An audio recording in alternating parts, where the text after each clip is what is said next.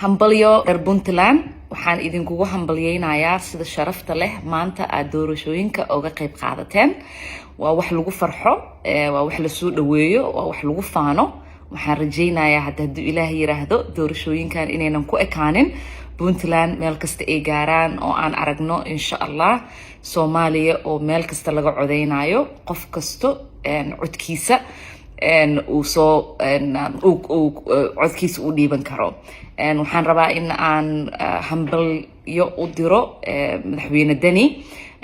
oo hadee daraadiisa ay doorashooyinkaneeti u dhacayaan fikradiisa iyo waqtiga badan uu geliyay in uu suurtageliyo doorashooyinkaneeti waa wax u baahan in looga mahadceliyo insha Allah hadee waxaan idin wada rajaynayaa guul iyo gobonimo ku dayo Puntland ku dayo